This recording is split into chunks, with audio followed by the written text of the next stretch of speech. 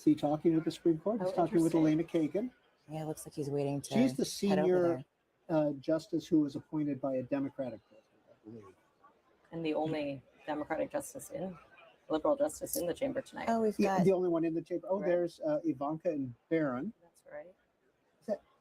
that's Yeah. Barron Trump, the president's youngest son, and Ivanka Trump, who used to serve in the first administration. Up from Florida. She lives in Florida now, and of course, her husband is very active in the Middle East. Always policy, yeah. Here I imagine comes- he's in the chamber. Let's see who's coming. Because that must be Mrs. Trump. There she is. And with some of the guests that she brought. She announced earlier that she was bringing 2 young female students who exemplify 2 of her policies related to AI education and foster youth services. Trump just cowers Wow. over it. Yes. And he's a second year at NYU? That's right.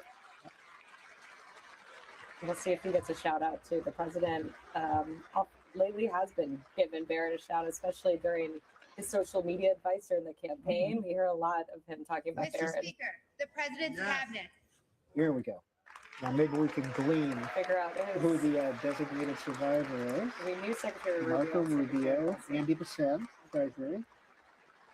Okay, you're going to mark the list? Okay. Okay. We'll look, you look, Hegseth. and we'll mark. You see Mr. Hegseth, Yeah, Defense, or that's it. Department of War. Oh, I think I see And Bondi. Pam Bondi. Well, those are the big ones. Not having them in the room would be very. Yeah, the 4, RFK Oh, Jr., RFK. Health and Secretary Human Services. Turner. Secretary Oh, there's Lori Turner. HUD. Chavez Ramirez. Yeah, a little bit of controversy. I That's see that they right. dropped the charges, though, against her husband. Oh, If you're interesting. interested, if you go to Politico and type in labor secretary, you can read the story. There were some charges filed against her husband, sexual harassment charges, but they have been dropped. There's Linda McMahon. Secretary Noel. There's Secretary Noem, DHS. So Susie Wiles, that's Chief of Staff behind Secretary Noem. That's Susie Wiles, daughter of Pat Summerall, a longtime sports broadcaster. Always a Zeldin. really interesting story there. There's Lee Zeldin, I did spot Secretary EPA. Burgum.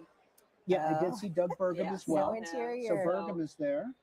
Is this Russ Voigt, OMB director? Yeah, Russ that's Vogt. Is Very- it Voigt or Vogt? Vogt. You're right. Thank you. You're- I wasn't sure which one it was. He's very instrumental in this administration, Oh, very much so. especially during the Doge cuts earlier this year. And then BNI Director Tulsi Is Gabbard, that Tulsi? Yep, there she is. kind of a homecoming for her too, former House member. Democrat from Hawaii, in fact. Mhm. Yeah. Okay, so I'm noting we haven't seen Brooke Rollins yet, the Agriculture Secretary. And do you know, I think Greta told us earlier that the Ag Secretary is the most frequent designated survivor. Oh, there Oh. she is, Oh. though. in Oh, front of there's the screen. Brooke. Brooke And Rollins Secretary is there. Lutnick, and then Lutnick is there.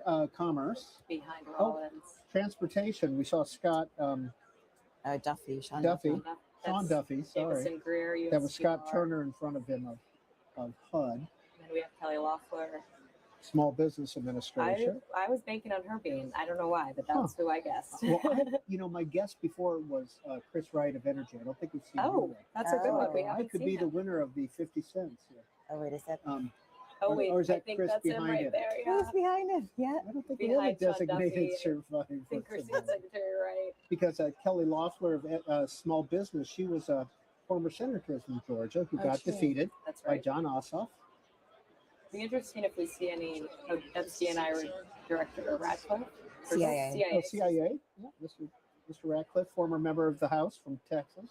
And Steve Witkoff, the president's Middle East Oh, yeah. advisor. Good on you. Going to have peace talks with, or nuclear talks with Iran on You know, Thursday. He's been busy. It's so interesting. John Ratcliffe used to be on all the cable news channels on a frequent basis. And then he became CIA director. Haven't seen him since. When he was a member Right. of Congress, he was always on TV. Oh, there's RFK taking pictures, RFK Jr. In terms of active members of the cabinet, you're right. He isn't on TV as often as some of them Yeah, are. and usually the CIA directors aren't. That's true. As It's a often. job that's tricky to be on the Yeah. airwaves all the time. I'm interested if There's any John Democrats- Duncan had left gray hair from Tennessee. Is that John Duncan standing there? Yeah, long time congressman. from Tennessee. Oh, there's a Don Jr. Don Jr. I believe that was There's Susie Wiles again. Christy Nome, some Yep, fellow. Christy Nome, some Lee members- Zeldin. well, any Russ Democrats get to talk directly with Kristi Noem. I think they'd have That's things right. they Okay. want to discuss. Now, Rubio Hegseth. We have not seen Lori. Did we see Lori? Chavez de Rima? Yes, Okay. we did see her. RFK. Chris Wright. We think we saw him. Doug Burgum. Brooke Rollins. Doug Collins. Doug VA. Collins. Have we seen VA. Doug Oh, Collins? he was a designated survivor last year. He could be Because we've seen McMahon, Zeldin, Lutnick, Bessent, Nome, Bondi, Gabbard, Turner, Duffy, and Loeffler. Wow. Oof. double duty, possibly There we for go. the I think VA we got secretary. it. I think we got it. Maybe he Doug Collins. enjoyed his time so much, his He's- alone time. I'm always curious what they are doing when they just hang out, watch the speech. Now, is Doug Collins running for Senate in Virginia or in Georgia? No. Okay. I don't believe so. He did. He did Because I know before. there's a Republican primary. That's it. He did before. Yeah. Yeah. But there is a Republican primary to take on Mr. Ossoff, who's up for re-election this year. And I don't think that's been decided. There's a three-way primary that's pretty tight in Georgia.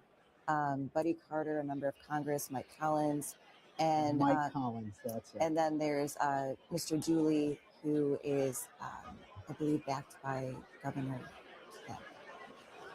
I think what's also notable is this is the same cabinet the president started with. This is the crew that walked down Right. last year Nobody for the has- joint session. Nobody has left yet, has There's it? obviously Has it? speculation over who will be the first, but yeah, we're now in February and everyone's intact. And I didn't see Eric Trump with the family yet. I We saw believe- Don Jr., we saw Barron, we saw Ivanka. I don't think I've seen I think they Eric planned. or the other woman, the other young lady that is his family. I believe I Tiffany. saw Tiffany, Did you see but I Tiffany? haven't seen Eric. And I thought I saw Eric. And Okay. Tiffany was there. Tiffany was And there. Eric's wife, former head of the RNC, she's often comes to these events as well. Yeah, she's Laura got, her Trump. own, she's got her own show now on Fox, doesn't she? Mhm. Yep. So it's 5 after 9. We're expecting a 2-hour speech. In a minute, clerk of the House will come in and say, Mr. Speaker, the President of the United States. Maybe some cheers, some boos. We'll listen to the President as he walks down the aisle. We hope we can hear better than we can hear during this portion. It's fun to watch everybody walk in. I mean, this is a big night in Washington, Mhm. like you said, huge security event because everybody is in one room. So, Chuck Schumer and John Thune, Mike Johnson, the Vice President, the whole gang is, in that room now. It looks like I'm always interested in who's grabbing the aisle seats to get the entrance greetings with the people coming down the center aisle.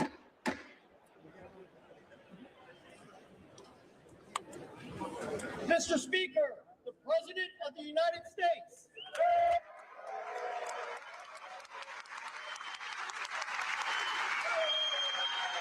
Leadership is behind him.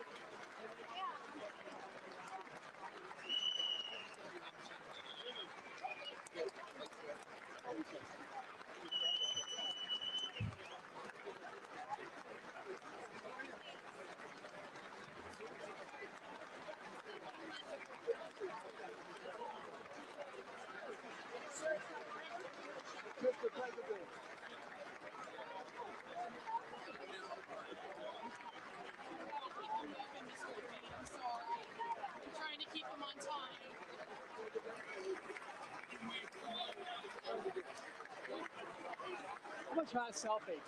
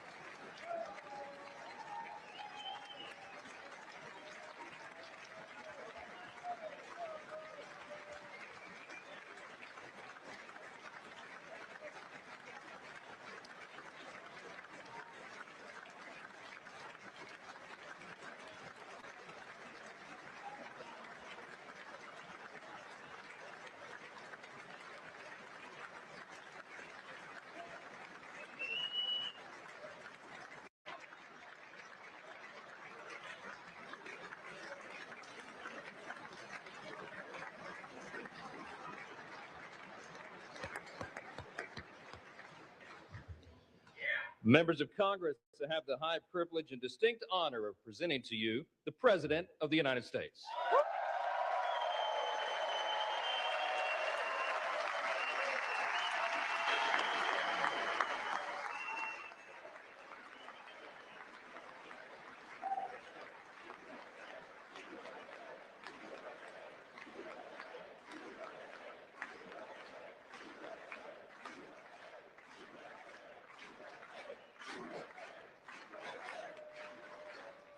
Well, thank you very much, everybody. It's really an honor. Speaker Johnson, Vice President Vance, First Lady of the United States.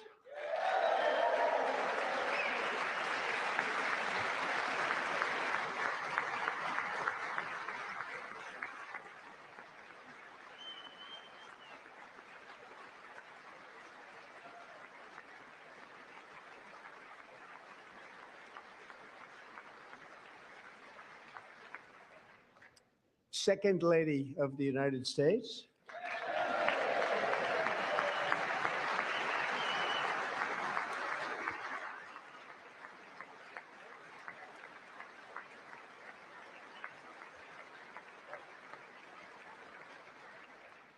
Members of Congress and my fellow Americans.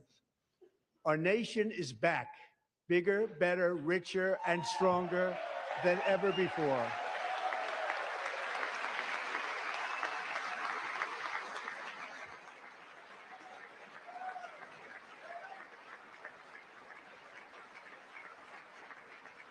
Less than 5 months from now, our country will celebrate an epic milestone in American history, the 250th anniversary of our glorious American independence.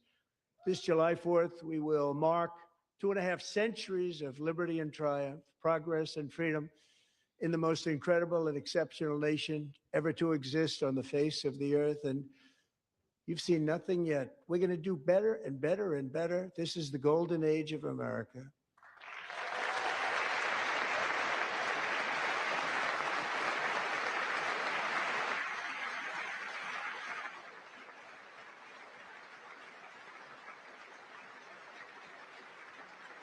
When I last spoke in this chamber 12 months ago, I had just inherited a nation in crisis with a stagnant economy, inflation at record levels, a wide open border, horrendous recruitment for military and police, rampant crime at home, and wars and chaos all over the world. But tonight, after just 1 year, I can say with dignity and pride that we have achieved a transformation like no one has ever seen before, and a turnaround for the ages. It is indeed a turnaround for the ages.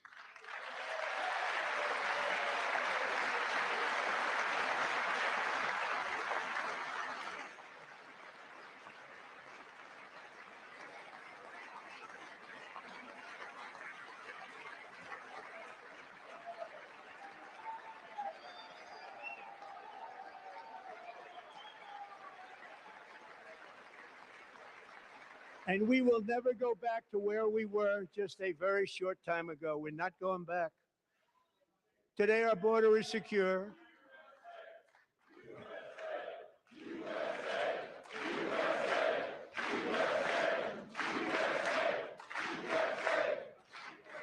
Thank you.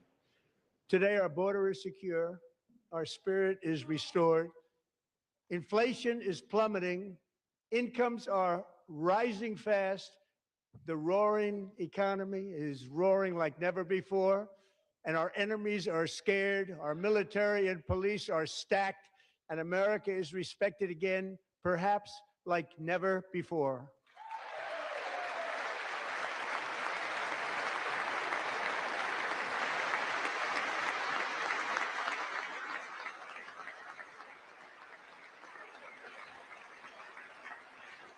After 4 years in which millions and millions of illegal aliens poured across our borders, totally unvetted and unchecked, we now have the strongest and most secure border in American history by far.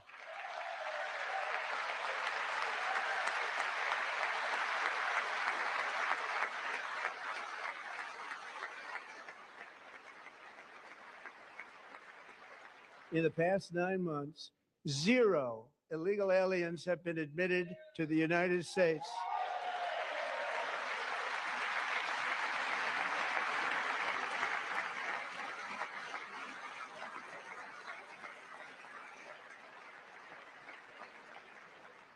But we will always allow people to come in legally, people that will love our country and will work hard to maintain our country.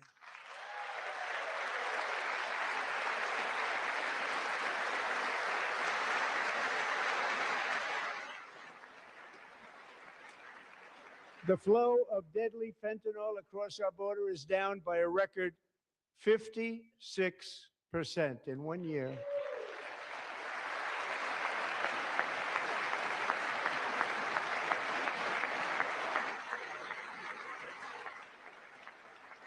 And last year, the murder rate saw its single largest decline in recorded history. This is the biggest decline, think of it, in recorded history, the lowest number in over 125 years, year 1900. In fact, substantially before my wonderful father, I had a wonderful father, Fred, before he was born, substantially before he was born.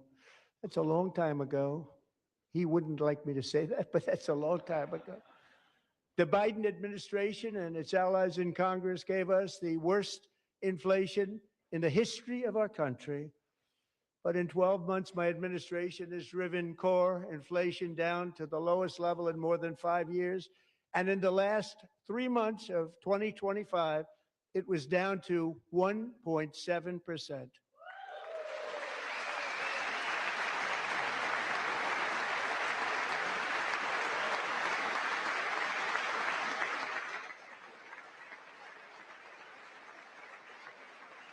Gasoline, which reached a peak of over $6 a gallon in some states under my predecessor, it was quite honestly a disaster, is now below $2.30 a gallon in most states, and in some places, $1.99 a gallon. And when I visited the great state of Iowa just a few weeks ago, I even saw $1.85 a gallon for gasoline.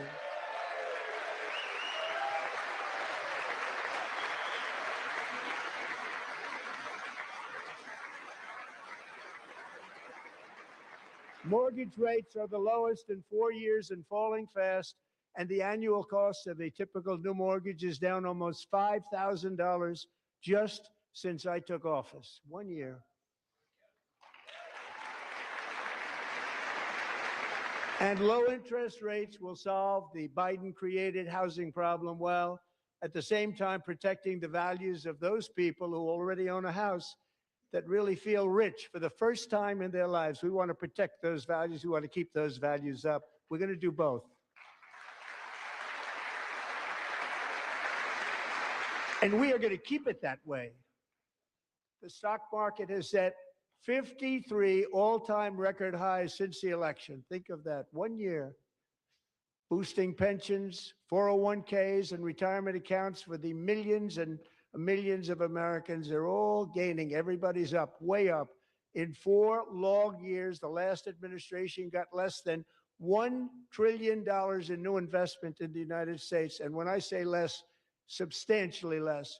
In 12 months, I secured commitments for more than $18 trillion pouring in from all over the globe.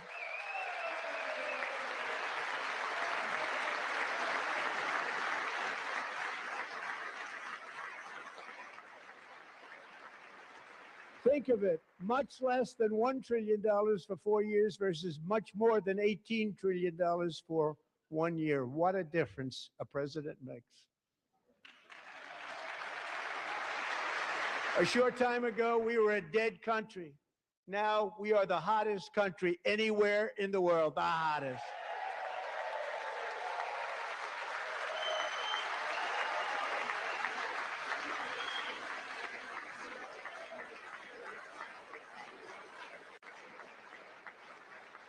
As thousands of new businesses are forming and factories, plants, and laboratories are being built, we have added 70,000 new construction jobs in just a very short period of time. It's getting bigger and bigger and stronger. Nobody can believe what they're watching. American oil production is up by more than 600,000 barrels a day, and we just received from our new friend and partner, Venezuela, more than 80 million barrels of oil.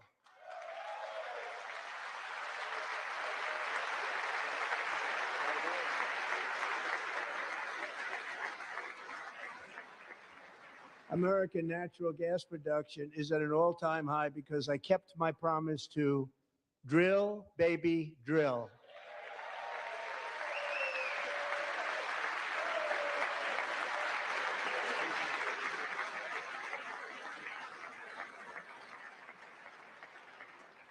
More Americans are working today than at any time in the history of our country. Think about that. Any time in the history of our country, more working today.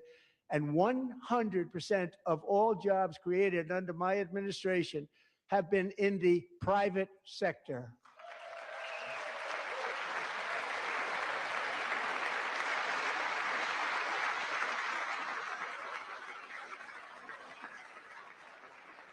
We ended DEI in America.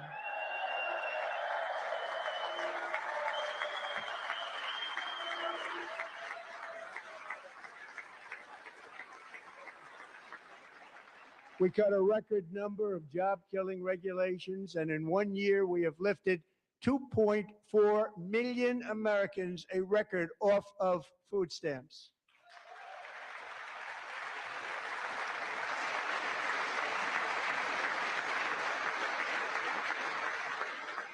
And for all of these reasons, I say tonight, members of Congress, the state of our union is strong.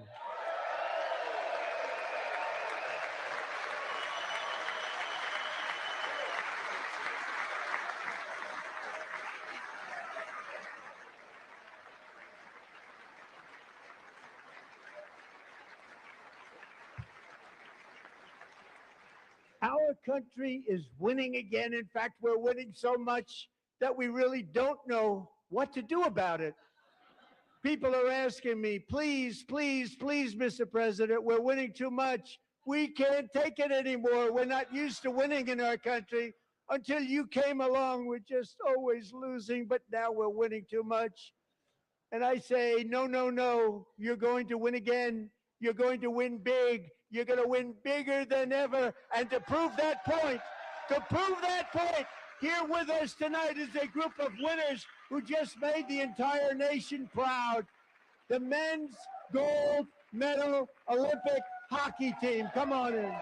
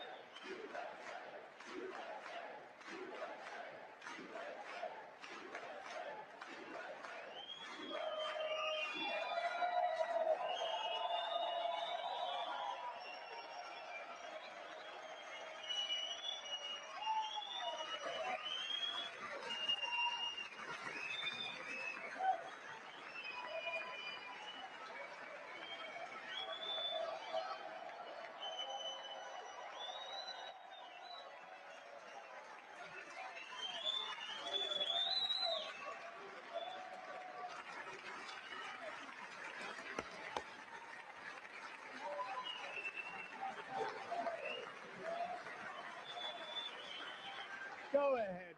Ladies.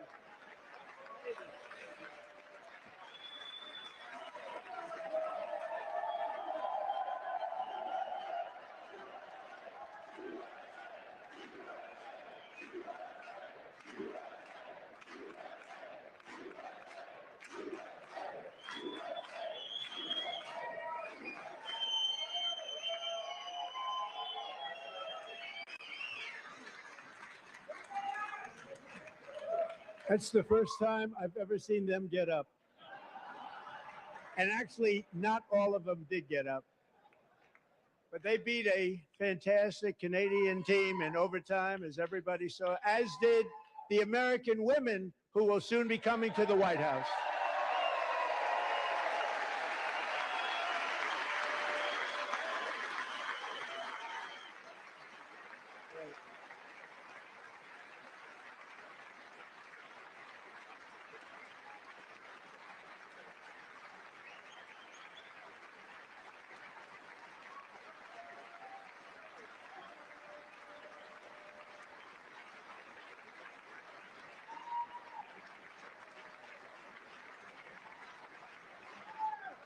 They were in the Oval Office before.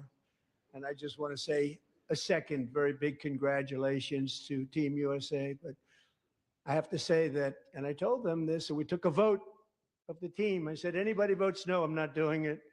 So they stood there and they weren't about to say no, because I'd never seen a goaltender play as well as goalie Connor Hellebuyck.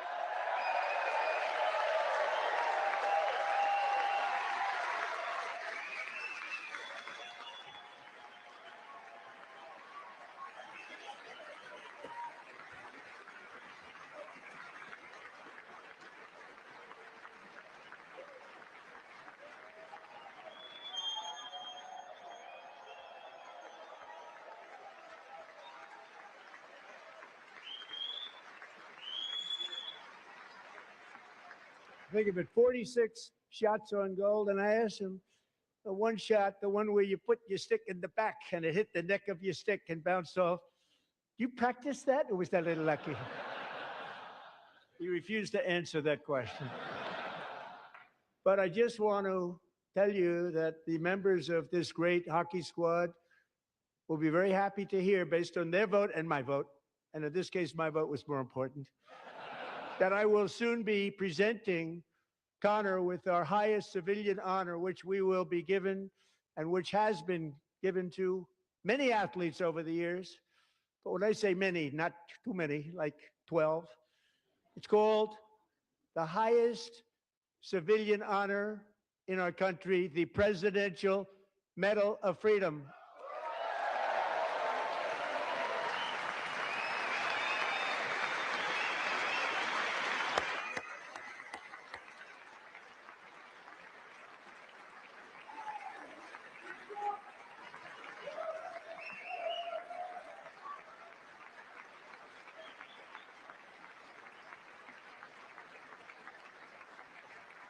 Great athletes have gotten that, very great, the best. And I thought he deserved it. And I did take a vote, every single one of them. I said, I'm not giving it if anybody goes no. And every single one of them rapidly put up their hand. So I want to thank you. What a special job you did. What special champions you are. Thank you very much.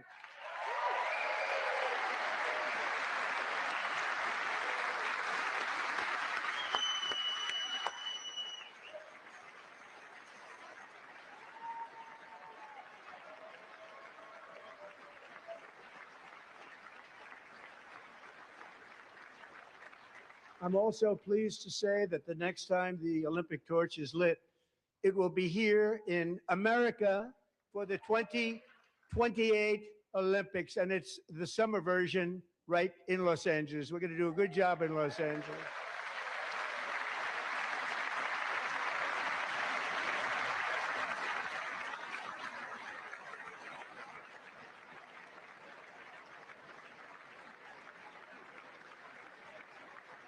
And Los Angeles is going to be safe, just like Washington, D.C. is now one of the safest cities in the country.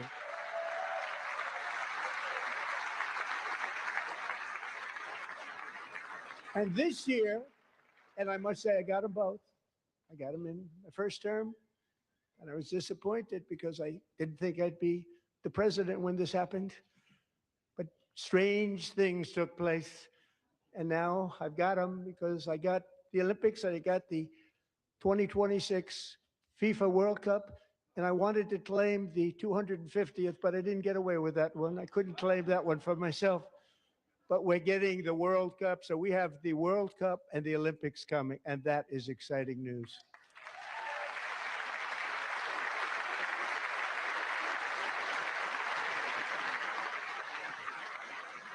So this will be a year to celebrate our country and the heroes who have kept it free. Men like Buddy Taggart. At age 17, Buddy volunteered to defend America in World War II, serving in the Pacific under the great General Douglas MacArthur. He fought bravely in the famous Battle of Manila, worked so hard. He was badly wounded and almost killed by enemy machine guns in Luzon. And 81 years ago this month, he liberated the largest internment camp in the Philippines, one of the largest anywhere in the world. But he earned many honors, including a Purple Heart and a Bronze Star, came home, started a family, and tonight he is in the gallery looking forward to July 4th, 2026, his 100th birthday.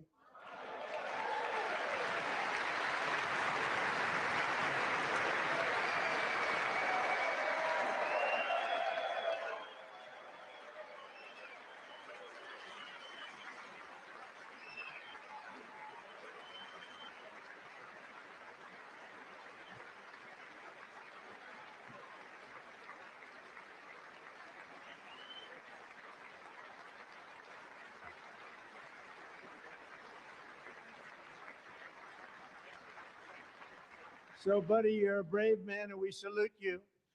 Even in times of challenge, setback, and immense heartache, the spirit of 1776 has always shone through very brightly. It was July 4th of last year when floodwaters tore through a girls' summer camp in Central Texas, one of the worst things I've ever seen. I was there, rising 26 feet in the matter of minutes, tragically claiming many, many lives. You all remember that one. As the waters threatened to sweep her away, 11-year-old Millie Kate McClelland closed her eyes and prayed to God. She thought she was going to die. Those prayers were answered when Coast Guard rescue swimmer Scott Ruskin descended from a helicopter above. Nobody knew where he came from. It was Scott's first ever rescue mission, a young guy, but very brave, very, very top, always top in his class. And he lifted not just Millie Kate, but 164 others to safety.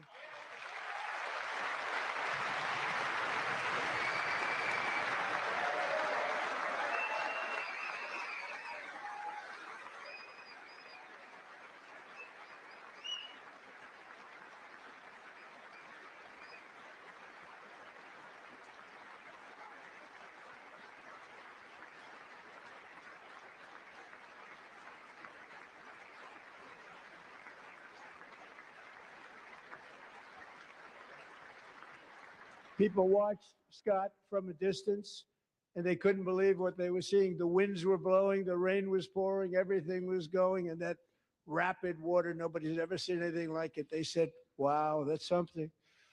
Tonight, Scott and Millie Kate are here together, reunited for the very first time. Thank you, Scott, Millie Kate.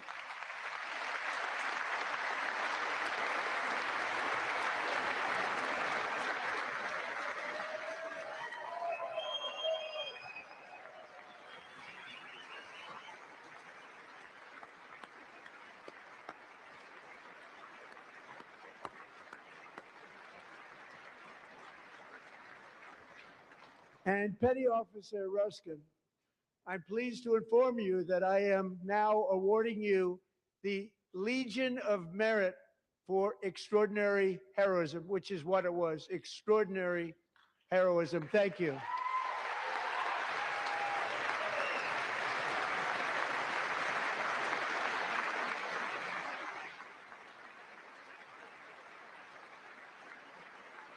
And I'd like to have the military aide to please come down and take care of the service. Military aid, thank you very much. Take care of that very important service. Thank you very much. From 1776 to today, every generation of Americans has stepped forward to defend life, liberty, and the pursuit of happiness. And they're really doing it for the next generation. But now it's our turn. Together, we're building a nation where every child has the chance to reach higher and go further, where government answers to the people, not the powerful, and where the interests of hardworking American citizens are always our first and ultimate concern. That is the debt we owe to the heroes who came before us, and that is the promise we must keep to America for our 250th year.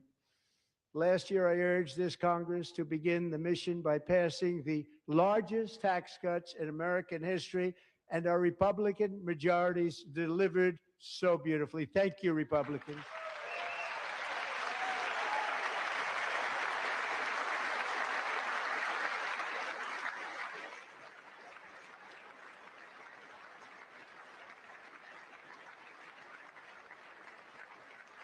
All Democrats, every single one of them, voted against these really important and very necessary massive tax cuts.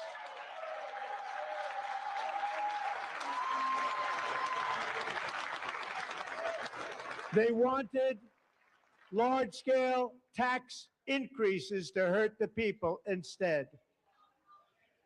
But we held strong, and with the great, big, beautiful bill, we gave you no tax on tips, no tax on overtime, and no tax on Social Security for our great seniors.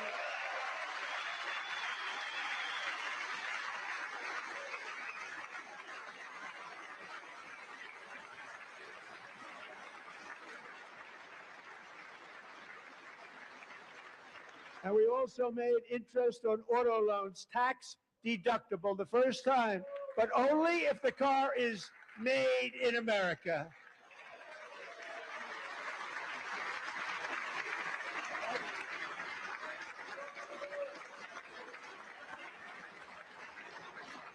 Recently in Pennsylvania, I met Megan Hemhauser, a devoted mom who's homeschools her children, beautiful, 2 children, during the day while waiting tables at night as her husband works overtime operating very heavy equipment.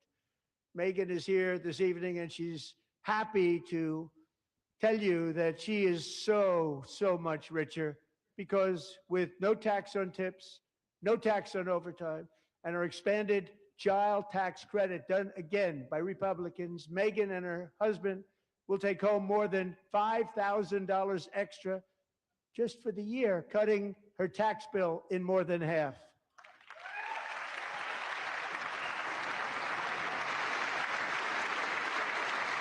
Megan, please stand up. We're fighting for you, Megan.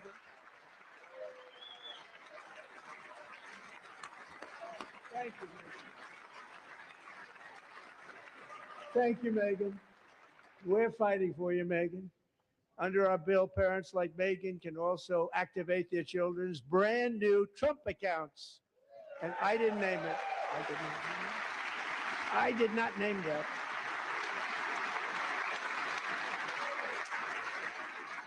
Nobody believes me, but I did not name it. It was named by a very tall man sitting right there in the third row. Nice man, a good man. Tax-free investment accounts for every American child. This is something that's so special and has taken off and gone through the roof. Millions will be pre-funded courtesy of the U.S. Treasury and private individuals like Michael and Susan Dell, who have donated $6.25 billion to fund the Trump accounts for 25 million American children. They're great people.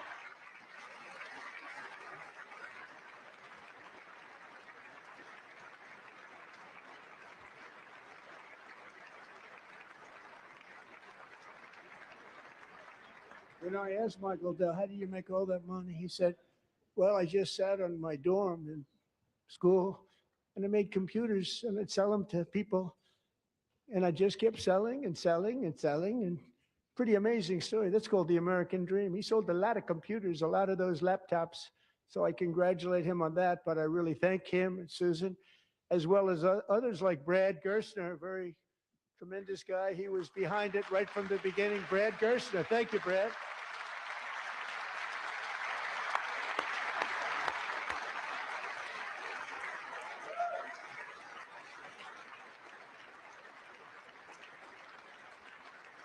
So with modest additional contributions, these young people's accounts could grow to over $100,000 or more by the time they turn 18. Think of it. How much money is that for somebody that started with nothing? Over 100,000, could be much more than that. To make this investment in our children's future, go to trumpaccounts.gov, trumpaccounts.gov. And a lot of people are doing it. It's setting every record in the book. It's popular. They knew what it was going to take. I'm so proud of them. I'm so proud of the people that got it started. And now it's just taken off. One of the primary reasons for our country's stunning economic turnaround, the biggest in history, where the Dow Jones broke 50,000 4 years ahead of schedule, and the S&P hit 7,000, where it wasn't supposed to do it for many years, were tariffs. I used these tariffs, took in hundreds of billions of dollars to make great deals for our country, both economically and on a national security basis. Everything was working well. Countries that were ripping us off for decades are now paying us hundreds of billions of dollars. They were ripping us so badly, you all know that. Everybody knows it. Even the Democrats know it. They just don't want to say it. And yet these countries are now happy, and so are we. We made deals. The deals are all done.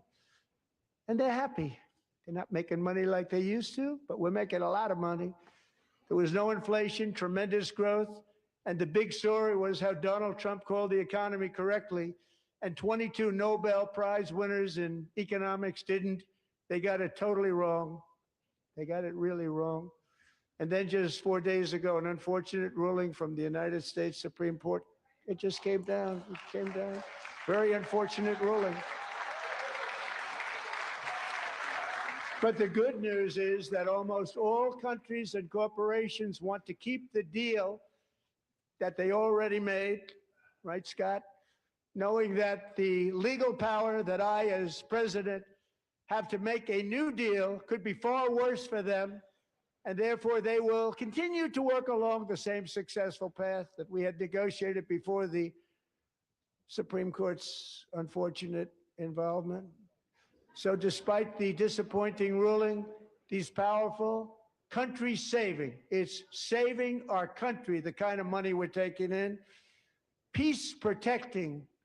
Many of the wars I settled was because of the threat of tariffs. I wouldn't have been able to settle them without. Will remain in place under fully approved and tested alternative legal statutes. And they have been tested for a long time. They're a little more complex, but they're actually probably better, leading to a solution that will be even stronger than before. Congressional action will not be necessary. It's already time tested and approved. And as time goes by, I believe the tariffs paid for by foreign countries will, like in the past, substantially replace the modern day system of income tax, taking a great financial burden off the people that I love.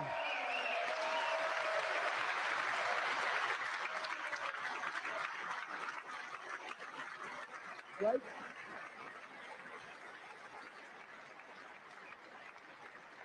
Moving forward, factories, jobs, investment, and trillions of dollars will continue pouring into the United States of America because we finally have a president who puts America first. Put America first.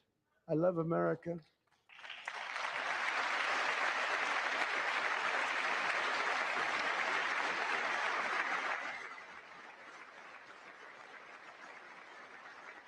For decades before I came along, we had the exact opposite.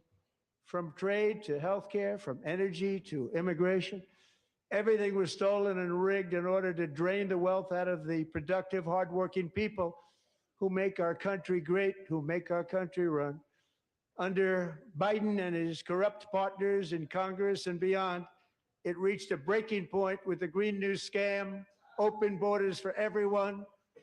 They poured in by the millions and millions from prisons, from mental institutions. They were murderers, 11,888 murders. They came into our country. You allowed that to happen. And record-setting inflation that cost the typical family $34,000 in just a speck of time.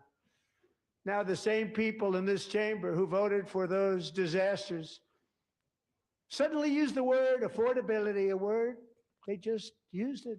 Somebody gave it to them, knowing full well that they caused and created the increased prices that all of our citizens had to endure. You caused that problem. You caused that problem.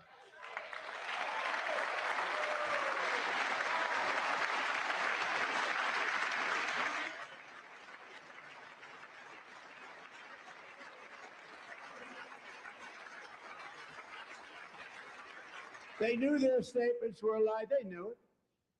They knew their statements were a dirty, rotten lie. Their policies created the high prices. Our policies are rapidly ending them. We are doing really well. Those prices are plummeting downward.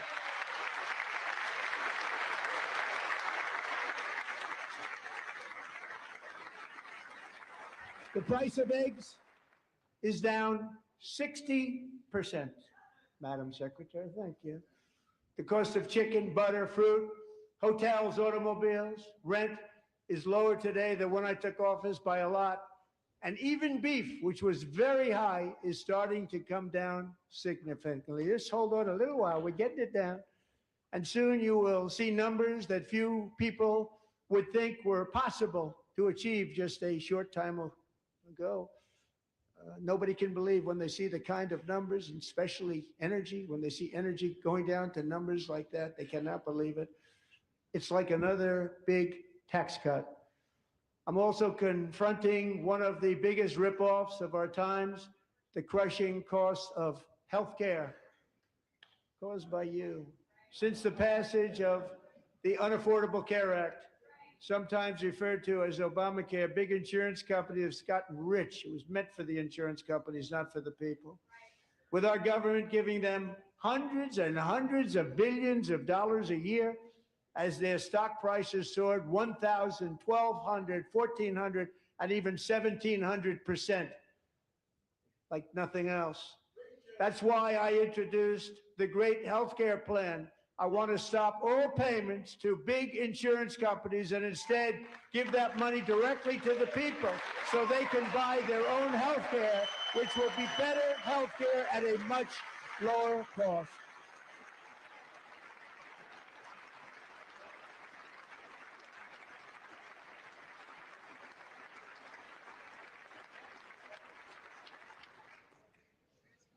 In addition, my plan requires maximum price transparency. That's a big deal. Sounds so simple, so big. And I did that in my first term, and the Democrats immediately terminated it with full knowledge that they were doing a very bad thing for the people. Costs were going to go way up, and that's what happened. And now I'm bringing them way down on healthcare and everything else. I'm also ending the wildly inflated cost of prescription drugs like has never happened before.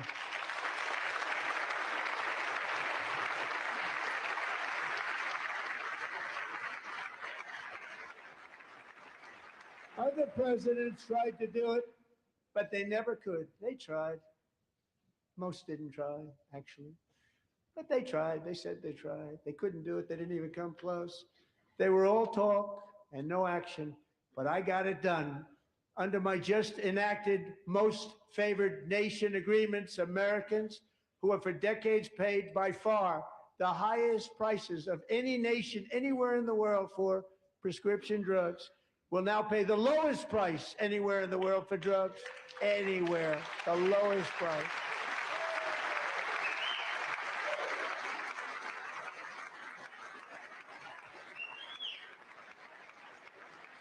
So in my first year of the second term, should be my third term, but strange things happen. I took prescription drugs, a very big part of healthcare, from the highest price in the entire world to the lowest. That's a big achievement. The result is price differences of 300, 400, 500, 600% and more, all available right now at a new website called TrumpRx.gov. And I didn't name that one either, by the way.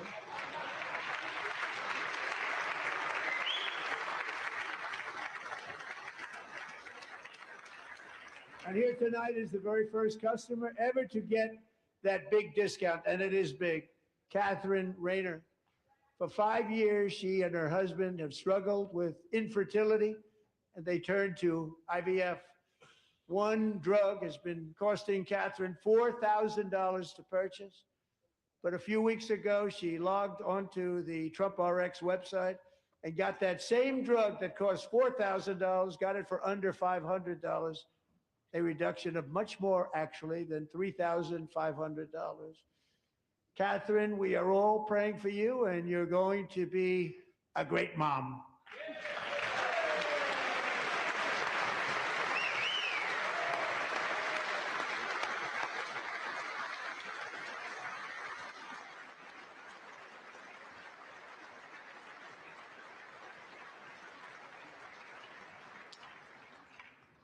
So now I'm calling on Congress to codify my most favored nation program into law. Now, the one thing I'm not sure it matters because it's going to be very hard for somebody that comes along after me to say, let's raise drug prices by 700 or 800%. But John and Mike, if you don't mind, codify it anyway. They may do it. Codify it anyway. Thank you. Many Americans are also concerned that energy demand from AI data centers could unfairly drive up their electric utility bills. Tonight, I'm pleased to announce that I have negotiated the new Ratepayer Protection Pledge. You know what that is? We're telling the major tech companies that they have the obligation to provide for their own power needs. They can build their own power plants as part of their factory so that no one's prices will go up. And in many cases, prices of electricity will go down for the community and very substantially down. This is a unique strategy never used in this country before. We have an old grid. It could never handle the kind of numbers, the amount of electricity that's needed. So I'm telling them they can build their own plant. They're going to produce their own electricity. It will ensure the company's ability to get electricity while at the same time lowering prices of electricity for you, and could be very substantial for all of you cities and towns. You're going to see some good things happen over the next number of years. Another pillar of the American dream that has been under attack is home ownership. With us tonight is Rachel Wiggins, a mom of two from Houston. She placed bids on 20 homes and lost all of those bids to gigantic investment firms that bypassed inspection, paid all cash, and turned those houses into rentals, stealing away her American dream. She was devastated. Stories like this are why last month I signed executive order to ban large Wall Street investment firms from buying up in the thousands single-family homes.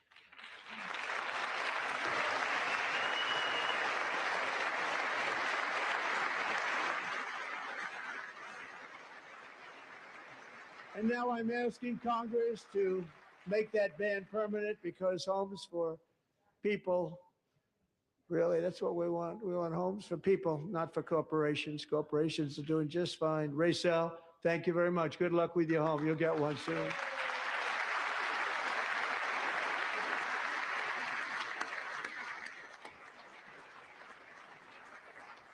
We're also working to make it easier for Americans to save for retirement. And under this administration, we will always protect Social Security and Medicare. They are not protecting it for our seniors. We will always protect Social Security, Medicare, Medicaid.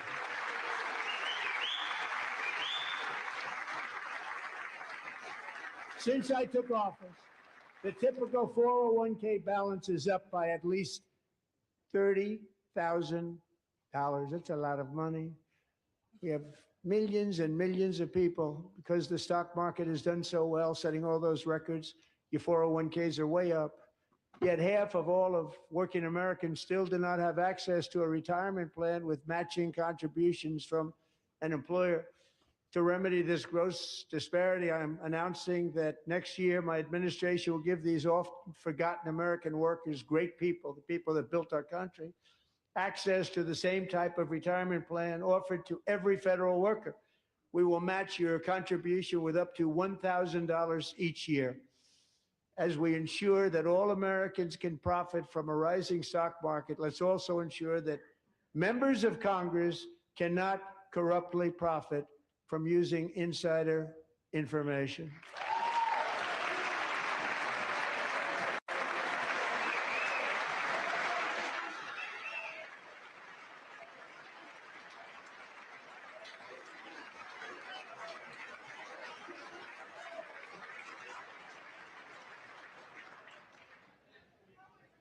They stood up for that. I can't believe it. I can't believe it. Did Nancy Pelosi stand up if she was here? Doubt it. Pass the Stop Insider Trading Act without delay.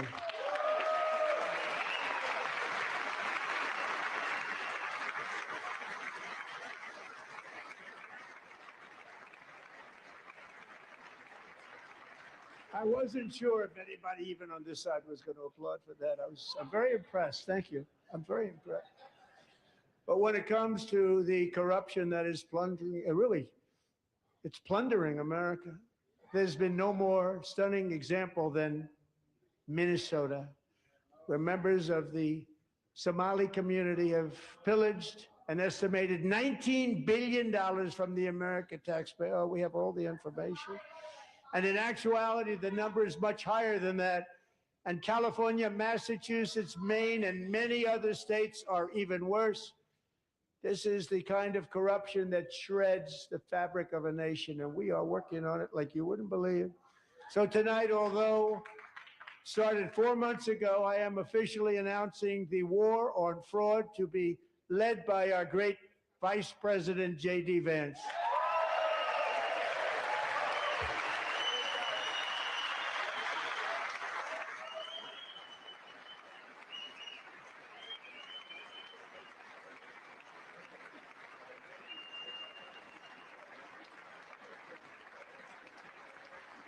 He'll get it done. And if we're able to find enough of that fraud, we will actually have a balanced budget overnight. It'll go very quickly. That's the kind of money you're talking about. We'll balance our budget. The Somali pirates who ransacked Minnesota remind us that there are large parts of the world where bribery, corruption, and lawlessness are the norm, not the exception. Importing these cultures through unrestricted immigration and open borders brings those problems right here to the USA. And it is the American people who pay the price in higher medical bills, car insurance rates, rent, taxes, and perhaps most importantly, crime. We will take care of this problem. We're going to take care of this problem. We are not playing games. Delilah.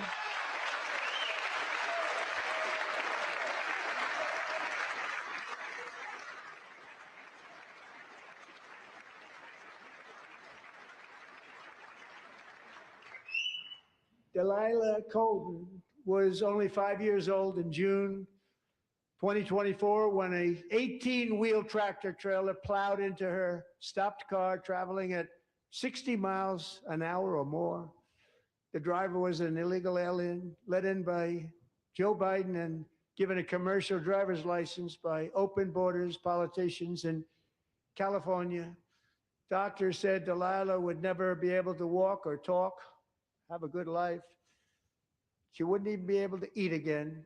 But against all odds, she is now in the first grade learning to walk. And she's here this evening with her dad, Marcus, a fantastic man. Delilah, please, you are a great inspiration. Please stand up.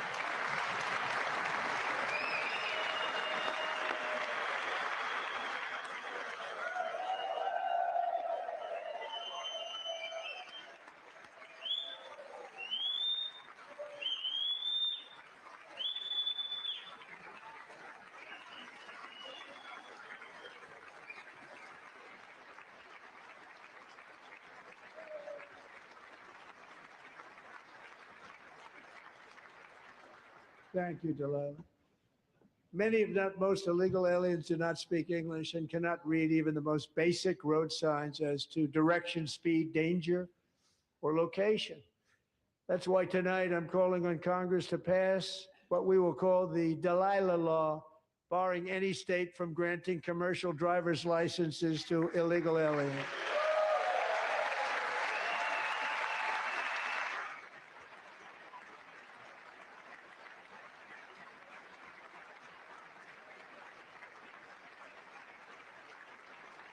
And yesterday, as you probably saw at the White House, I hosted a ceremony with Americans who lost their treasured loved ones to the scourge of illegal immigration. People came into our country, how we allowed this to happen with our open borders.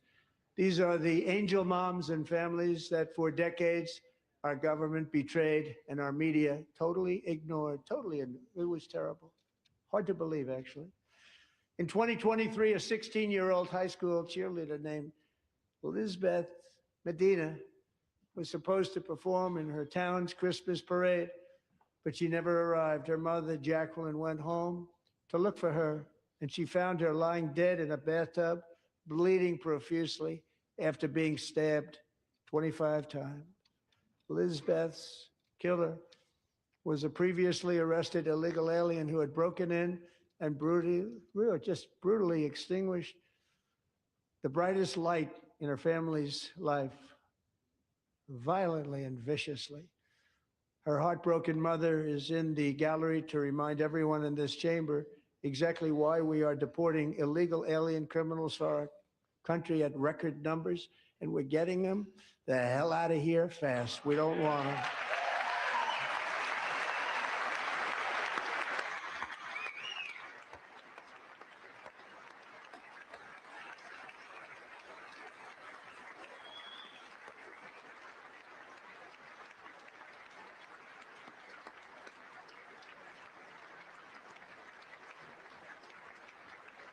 Thank you very much, Jacqueline. Thank you. We can never forget that many in this room not only allowed the border invasion to happen before I got involved, but indeed they would do it all over again if they ever had the chance. If they ever got elected, they would open up those borders to some of the worst criminals anywhere in the world. The only thing standing between Americans and a wide open border right now is President Donald J. Trump and our great Republican patriots in Congress. Thank you. Thank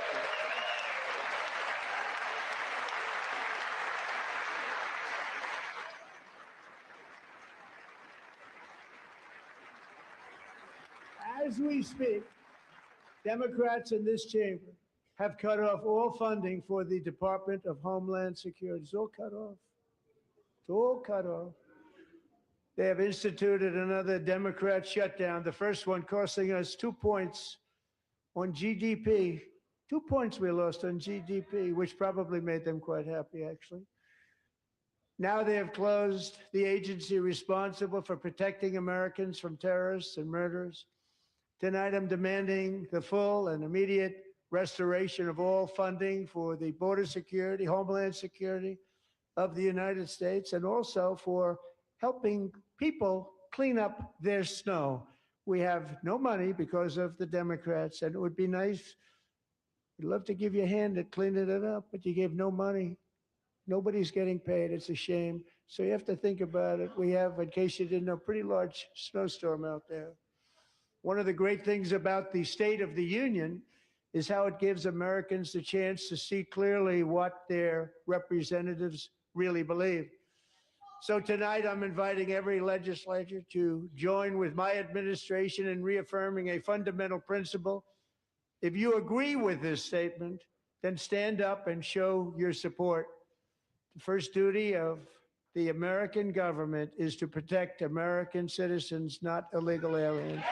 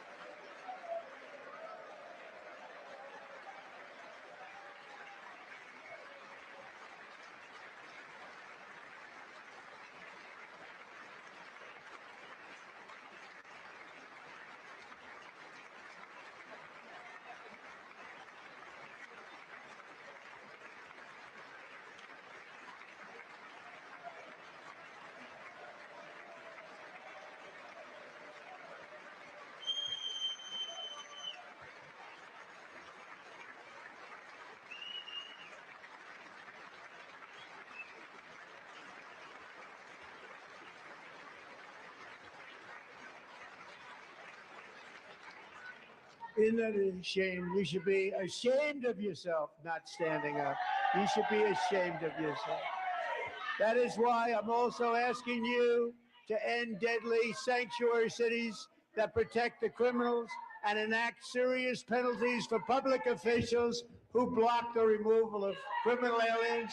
In many cases, drug lords, murderers all over our country, they're blocking the removal of these people out of our country, and you should be ashamed of yourself.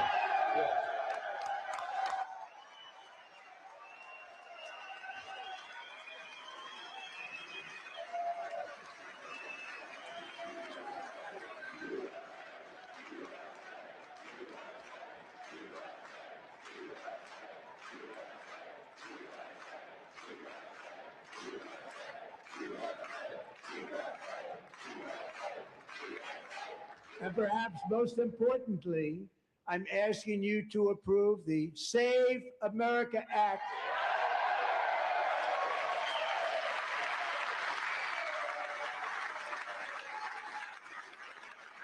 To stop illegal aliens and others who are unpermitted persons from voting in our sacred American elections. The cheating is rampant in our elections. It's rampant. It's very simple. All voters must show voter ID.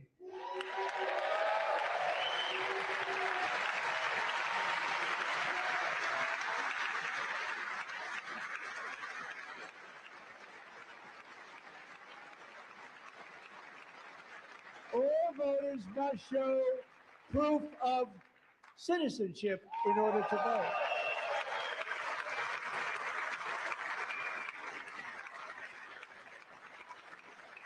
And no more crooked mail-in ballots except for illness, disability, military, or travel.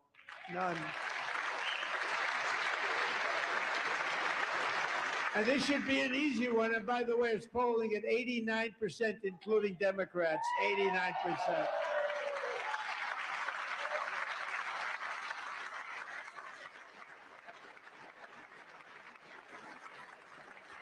And even the new communist mayor of New York City, I think he's a nice guy, actually.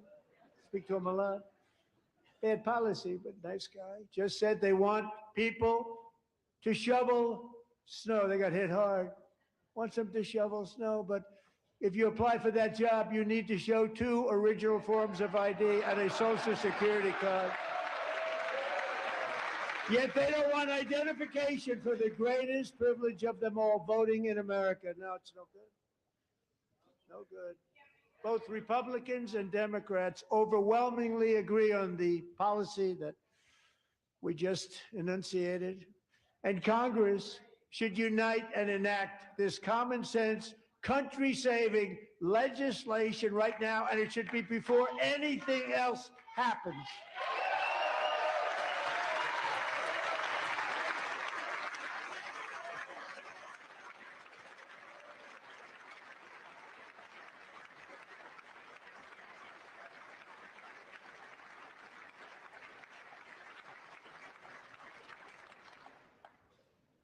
And the reason they don't want to do it, why would anybody not want voter ID? One reason, because they want to cheat. There's only one reason. They make up all excuses. They say it's racist. They come up with things. You almost say, what imagination they have.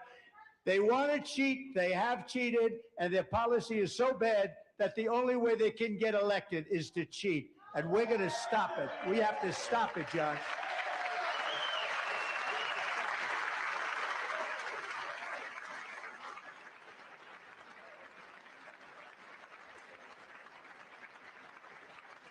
And here is one more opportunity to show common sense in government. In the gallery tonight are Sage Blair and her mother, Michelle. In 2021, Sage was 14 when school officials in Virginia sought to socially transition her to a new gender, treating her as a boy and hiding it from her parents. Hard to believe, isn't it? Before long, a confused Sage ran away from home after she was found in a horrific situation in Maryland. A left-wing judge refused to return Sage to her parents because they did not immediately state that their daughter was their son. Sage was thrown into an all-boys state home and suffered terribly for a long time. But today, all of that is behind them because Sage is a proud and wonderful young woman with a full ride scholarship to Liberty University. Sage and Michelle, please stand up.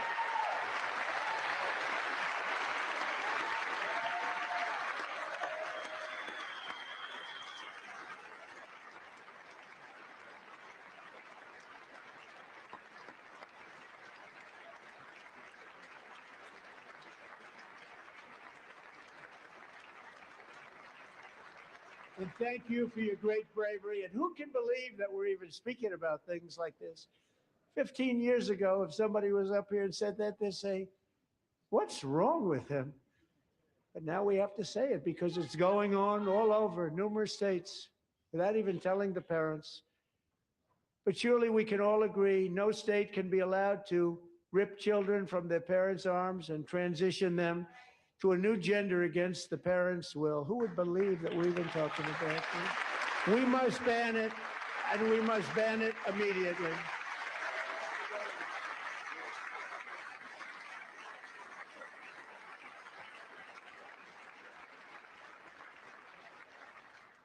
Look, nobody stands up.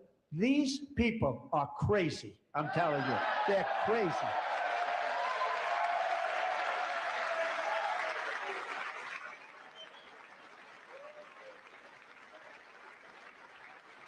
Amazing. Gentlemen. Boy, oh boy. We're lucky we have a country. With people like this, Democrats are destroying our country, but we've stopped it just in the nick of time, didn't we?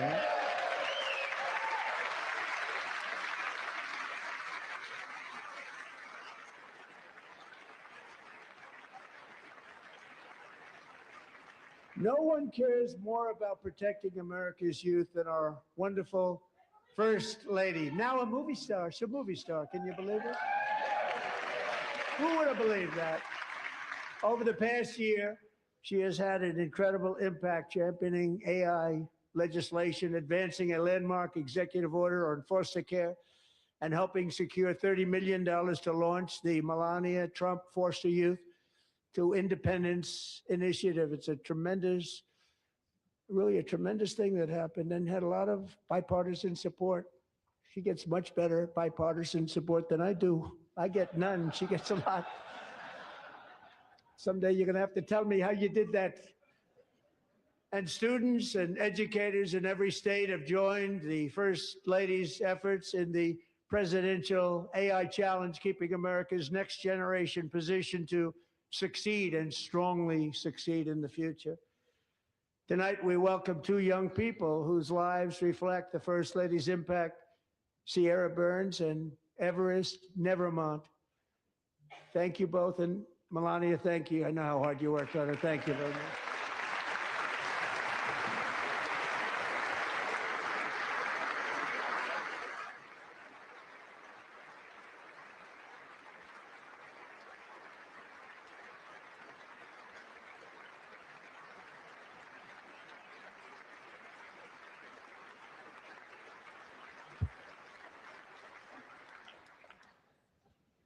I'm very proud to say that during my time in office, both the first 4 years and in particular this last year, there has been a tremendous renewal in religion, faith, Christianity, and belief in God. Tremendous renewal.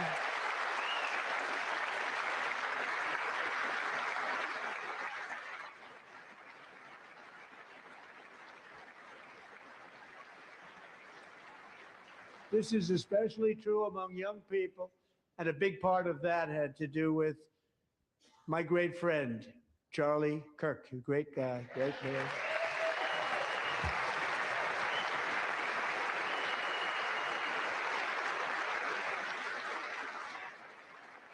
So last year, Charlie was violently murdered by an assassin and martyred, really martyred for his beliefs. His wonderful wife, Erica, is with us tonight. Erica, please stand.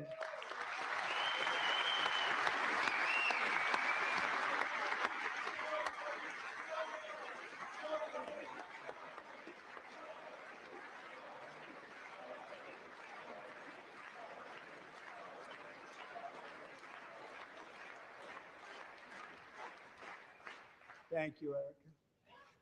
Been through a lot.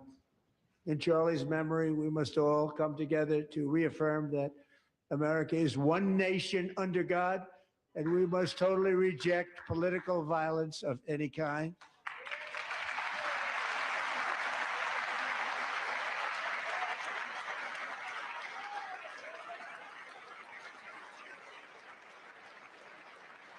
We love religion, and we love bringing it back, and it's coming back at levels that nobody actually thought possible. It's really a beautiful thing to see.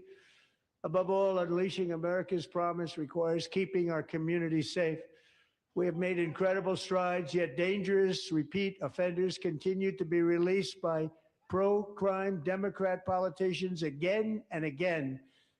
We are honored to be joined tonight by a woman who's been through hell, Anya Zarutska. In 2022, she and her beautiful daughter, so beautiful, what a beautiful young woman, Irina, fled war-torn Ukraine to live with relatives near Charlotte, North Carolina. And by the way, what's going on with Charlotte?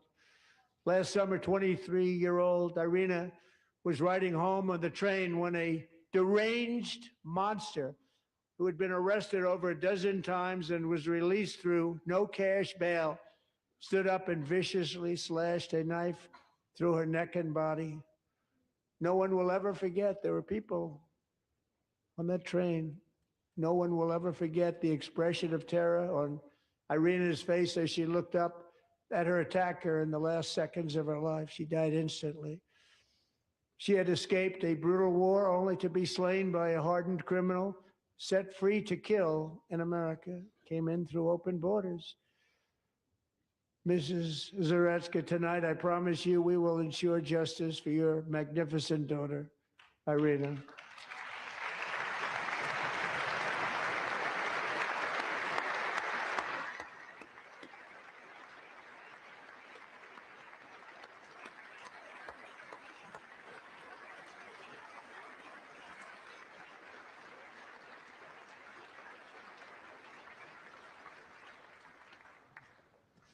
How do you not stand?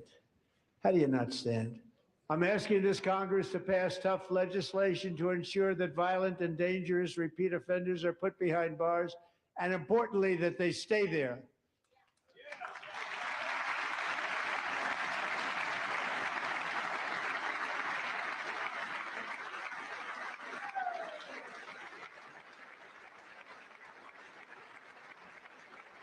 Starting last summer, I deployed our National Guard and federal law enforcement to restore law and order to our most dangerous cities, including Memphis, Tennessee, big success, New Orleans, Louisiana, big success, and our nation's capital itself, Washington, D.C., where we have almost no crime anymore in Washington, D.C. How did that happen?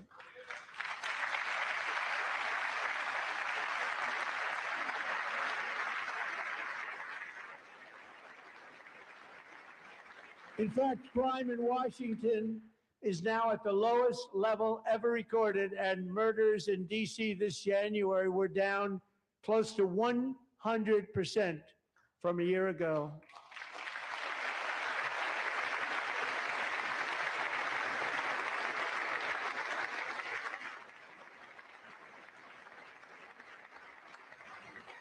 They don't like to hear that. One of the sick people, one of the brave service members who helped achieve this stunning turnaround was 20-year-old West Virginia Army National Guard Specialist Sarah Beckstrom. After a 4-month deployment, she voluntarily extended her service, and her rank was going to be lifted. She was doing so well. They were so proud of her. But the very next day, she was on patrol near the White House when she was ambushed and shot in the head by a terrorist monster from Afghanistan. Shouldn't have been in our country. And all because she wore the uniform of our nation, she was shot.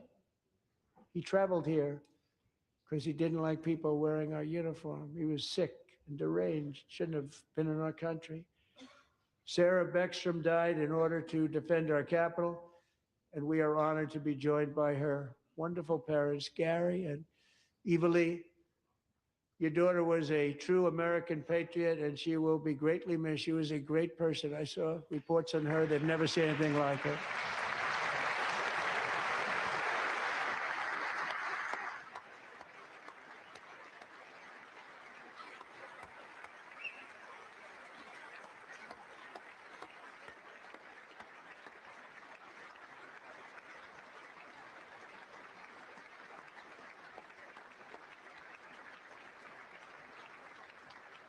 So sorry. Thank you very much.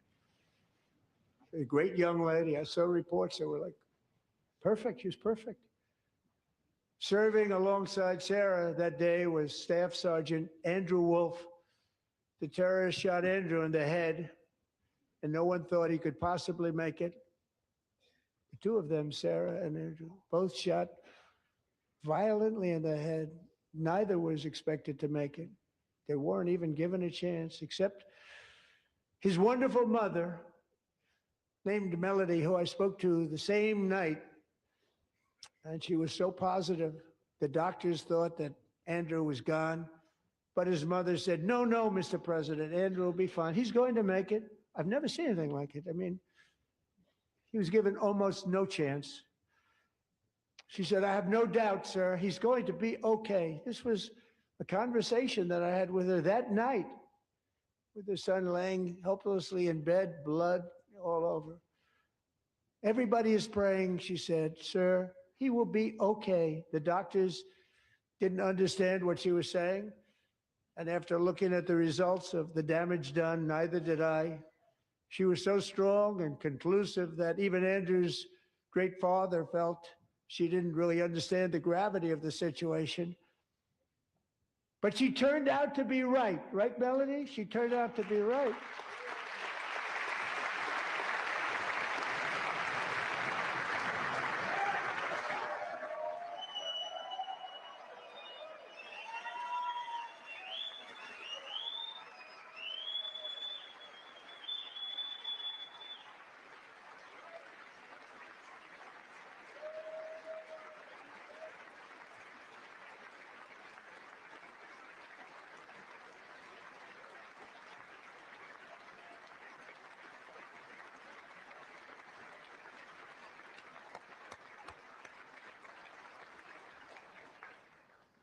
Amazing, actually. I said, where does this woman come from? She's the most positive person I've ever met. With God's help, Andrew has battled back from the edge of death, and we're talking about the edge of death, on his way to a miraculous recovery. He's got a little work to do, but he's doing great. Nice to see you. He's a good-looking guy. Nice to see you. Thanks, Andrew.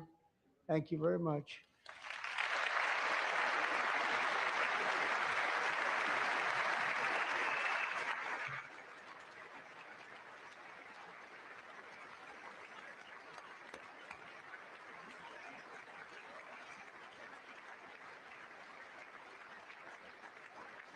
So, Andrew, while you're up, now I'm going to ask a highly respected General James Seward to present Staff Sergeant Andrew Wolf and the great family of Sarah Beckstrom with the award created by our late, great President George Washington himself. It's called the Purple Heart.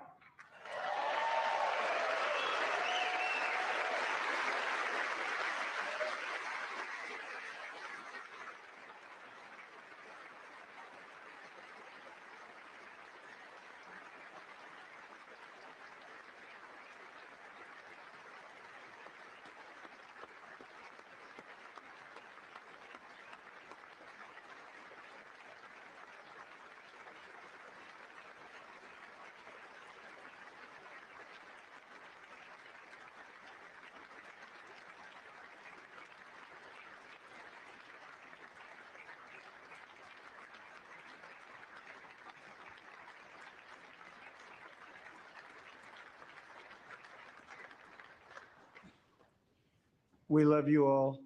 Love you.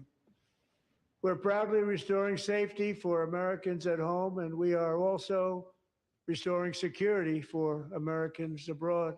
Our country has never been stronger. My first 10 months, I ended 8 wars, including Cambodia. Isn't it funny? Sick people. Cambodia and Thailand, Pakistan and India. Would have been a nuclear war. 35 million people said the Prime Minister of Pakistan would have died if it were not for my involvement. Kosovo and Serbia, Israel and Iran, Egypt and Ethiopia, Armenia and Azerbaijan, the Congo and Rwanda, and of course the war in Gaza, which proceeds at a very low level. It's just about there. And I want to thank Steve Witkoff and Jared Kushner for your help. Thank you, Steve. Thank you, Jared.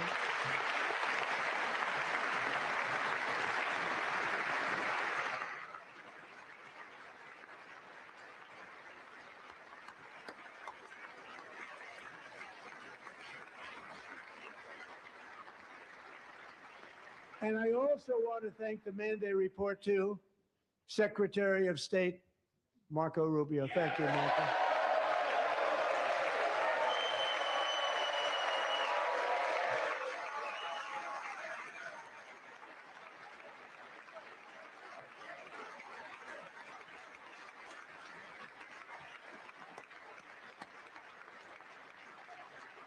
People like you. You know, Marco got 100% of the votes when he was in confirmation. I think our next one was about 54%. And some of the Democrats are now saying, I can't believe we approved that guy. And he said it's an honor that they feel that way, right, Marco? You have done a great job, great Secretary of State. I think he'll go down as the best ever.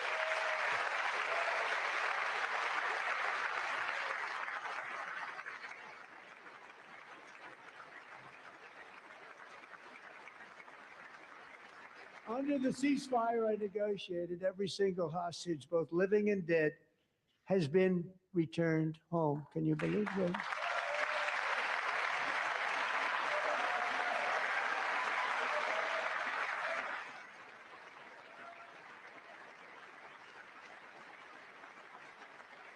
Nobody thought it was possible. Nobody thought that was possible. Both living and dead. And those parents who had a dead son, their boy, they'd always tell me their boy, they wanted him as much as though he were living. It was an amazing period of time. And they came back, and when we got all of the living hostages back, and many, many before them, but I always said those last 20 are going to be very tough, but we got many, many more, hundreds. But I said those last 20 are going to be tough. We got them back, but we only got back 14 or 15 of the dead of the 28. And believe it or not, Hamas worked along with Israel, and they dug and they dug and they dug. It's a tough thing to do, going through bodies all over, passing up 100 bodies sometimes for each one that they found. Tough job. And they finally got it back to 27. And then Steve and Jared, they got it back to 28. They found all 28. Nobody thought that was possible, but we did it. And I remember the family of the 28th. They were so grieved, but they were so happy as it's possible to be. They had their boy back. The mother said, "Sir, we have our boy back." What a period of time that was, but we got them all back. So thank you both very much. Great job.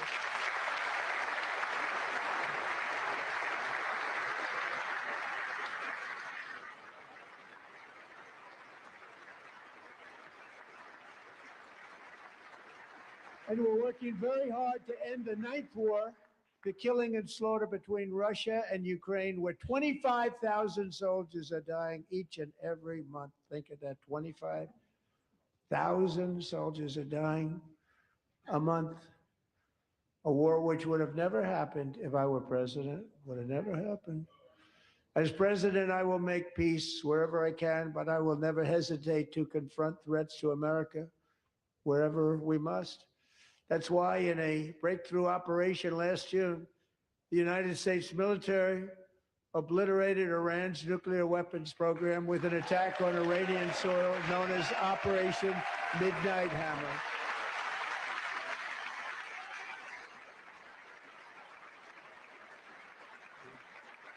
Good.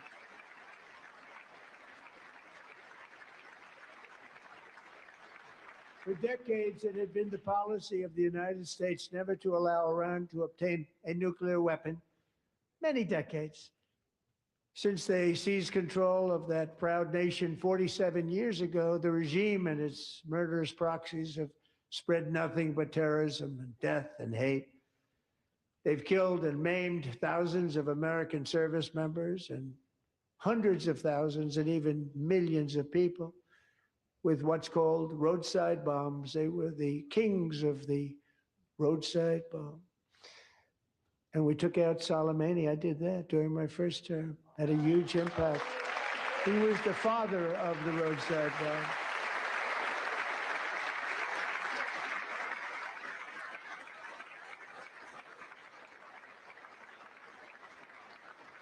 And just over the last couple of months with the protests, they've killed at least, it looks like 32,000 protests, 32,000 protesters in their own country.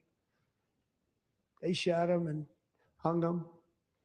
We stopped them from hanging a lot of them with the threat of serious violence. But this is some terrible people.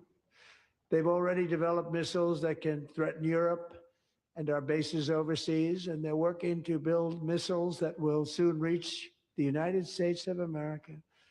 After Midnight Hammer, they were warned to make no future attempts to rebuild their weapons program, and in particular, nuclear weapons. Yet they continue, starting it all over. We wiped it out, and they want to start all over again, and are at this moment again pursuing their sinister ambitions. We are in negotiations with them. They want to make a deal, but we haven't heard those secret words. We will never have a nuclear weapon. My preference.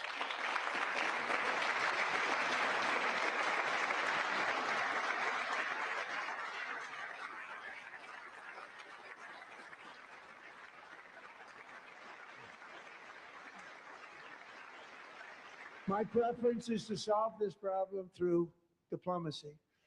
But one thing is certain, I will never allow the world's #1 sponsor of terror, which they are by far, to have a nuclear weapon. Can't let that happen.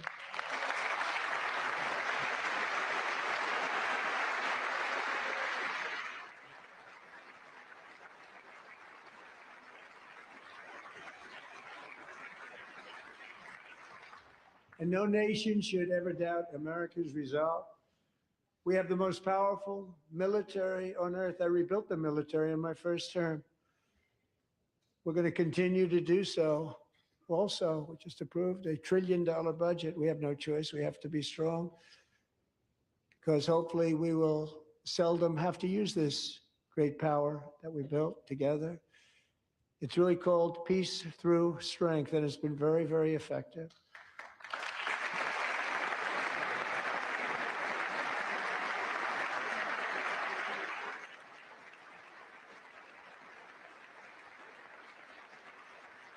So thanks to Republicans in Congress who are investing that record number of dollars, have no choice, in the United States Armed Forces. Also creating a lot of jobs, but we're not even doing it for that reason. Because as I said, we have more jobs, more people working today than ever before in the history of our country. And NATO countries are friends and allies. They are. They're our friends and they're our allies, have just agreed at my very strong request to pay 5% of GDP for military defense rather than the 2%, which they weren't paying. We were paying for almost all of NATO. Now they're paying 5 as opposed to not paying 3.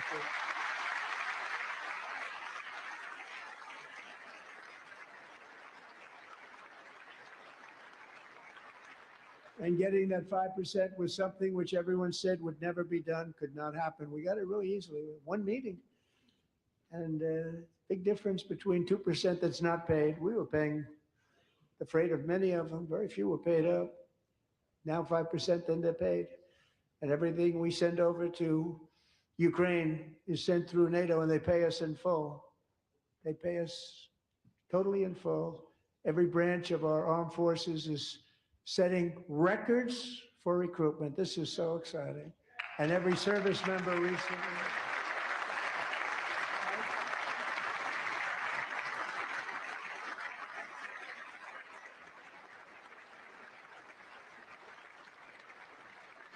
And every service member recently received a warrior dividend of $1,776.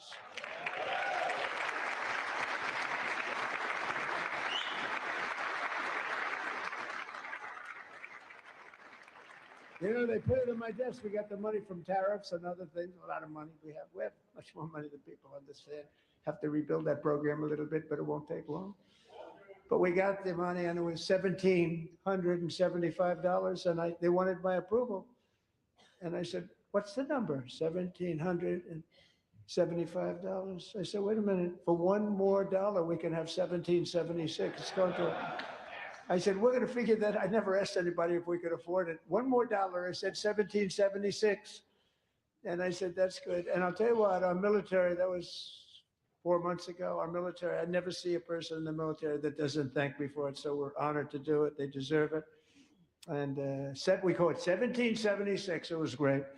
And we love our military. We love our law enforcement. We love our firemen. You know, the firemen don't get mentioned enough. We love our firemen. We're also...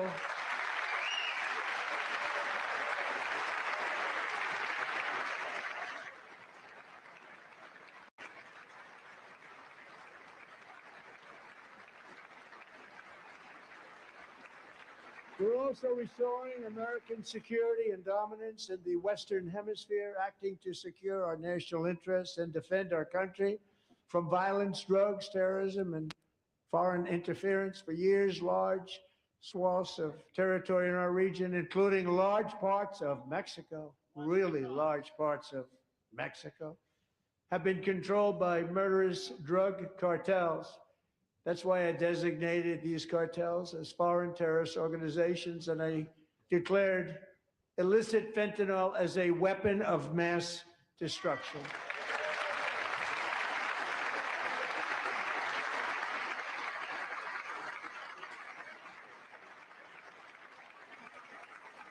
And with our new military campaign, we have stopped record amounts of drugs coming into our country and virtually stopped it completely coming in by water or sea. You probably noticed that. We very seriously damaged their fishing industry also. Nobody wants to go fishing anymore. We've also taken down one of the most sinister cartel kingpins of all. You saw that yesterday. In January,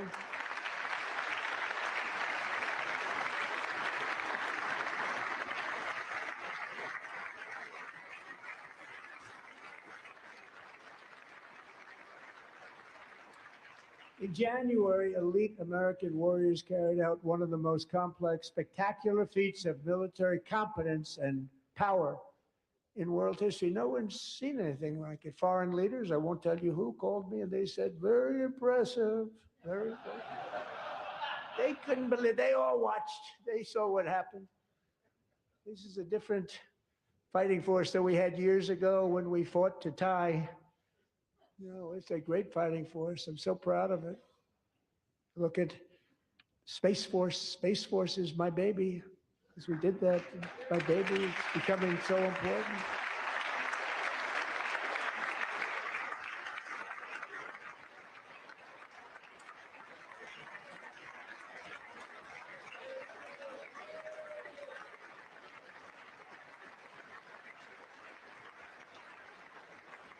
And America's armed forces overwhelmed all defenses and not only defeated an enemy, good fighters, to end the reign of outlaw dictator Nicolas Maduro and bring him to face American justice.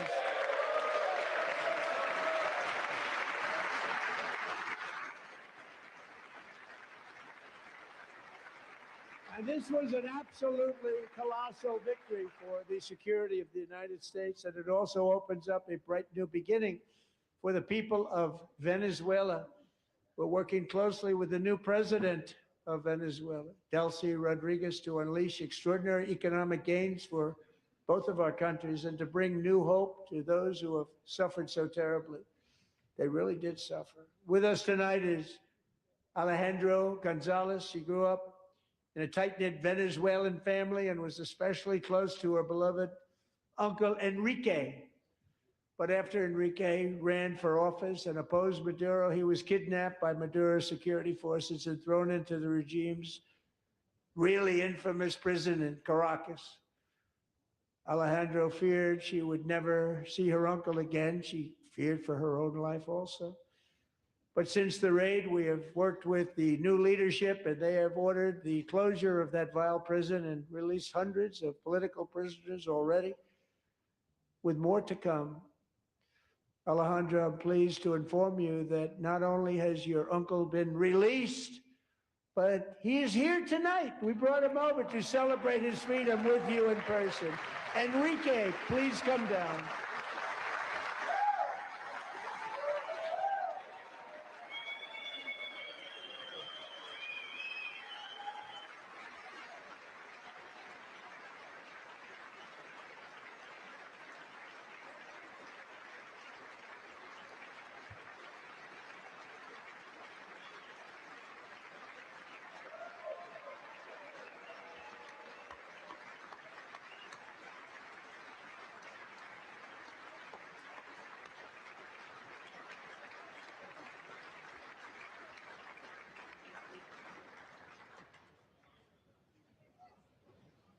Thank you, Enrique. Have a good time. Nice to have you back, Enrique. There were many heroes on that January raid to capture Maduro, really great heroes. It was very dangerous. They knew we were coming. They were all set. But the deeds of one warrior that night will live forever in the eternal chronicles of military valor. Chief Warrant Officer 5, Eric Slover, planned the mission and was the flight lead in the cockpit of the first helicopter, a big, beautiful, powerful helicopter. It was a massive Chinook carrying, as you can imagine, many, many American warfighters. Wearing the dog tags, his wife Amy had blessed with holy water before he left. She knew it was going to be a rough one. Eric steered the Chinook under the cover of night and descended swiftly upon Maduro's heavily protected military fortress. This was a major military installation protected by thousands of soldiers and guarded by Russian and Chinese military technology. How did that work out? Not too good. While preparing to land, enemy machine guns fired from every angle, and Eric was hit very badly in the leg and hip, one bullet after another. He absorbed 4 agonizing shots, shredding his leg into numerous pieces. And yet, despite the fact that the use of his legs was vital to successful helicopter flight, legs are the most important part of flying a helicopter, to deliver the many commandos who would capture and detain Maduro was the only thing Eric was thinking about. Then, even as he was gushing blood, which was flowing back down the aisle, helicopter lands at a steep angle. The machine gun stood right in front of him. They were right in front of him, 2 machine gunners who escaped the wrath of the previous planes. Eric maneuvered his helicopter with all of those lives and souls to face the enemy and let his gunners eliminate the threat. Turned the helicopter around so the gunners could take care of business, saving the lives of his fellow warriors from what could have been a catastrophic crash deep in enemy territory. Only after safely landing the helicopter with all the warriors aboard in the exact right spot, which was vital to the mission, probably would have had to maybe cancel the mission if that didn't happen. Eric told his co-pilot, also wounded, but not as gravely, to take over. I'm about ready to pass out. The success of the entire mission and the lives of his fellow warriors hinge on Eric's ability to take the searing pain. It was unbelievable what's happened to his legs of the bullets and keep on flying and landing, and people knew what was happening. Everybody in the back of the helicopter knew because they saw the blood pouring down the aisle. Chief Warrant Officer Slover is still recovering from his serious wounds, but I'm thrilled to say that he is here tonight with his wife, Amy, Eric, and Amy, come on in.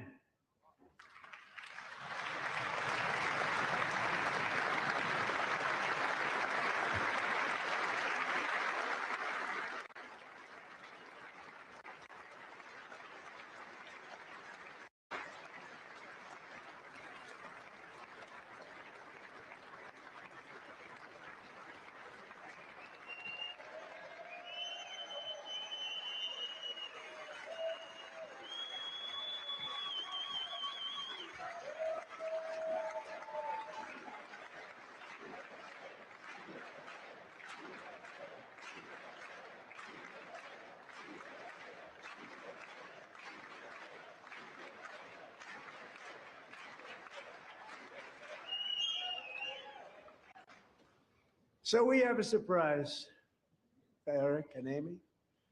In recognition of Eric's actions above and beyond the call of duty, I would now like to ask General Jonathan Braga to present Chief Warrant Officer Slover with our nation's highest military award, the Congressional Medal of Honor.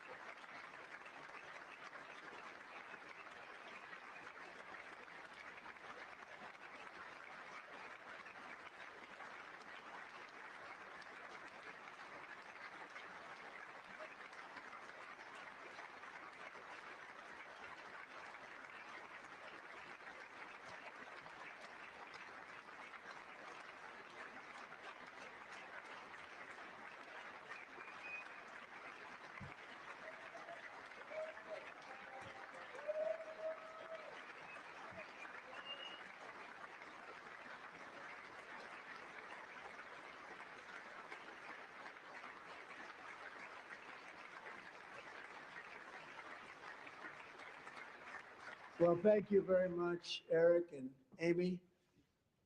Great to get to know you. I met with them and with a lot of their fellow warriors at Fort Bragg recently. You notice the name Fort Bragg, we have it back, we brought it back. We won the First World War with it, the Second World War with it, and then they decided to change the name. So we changed it back. Everybody wanted to change back too.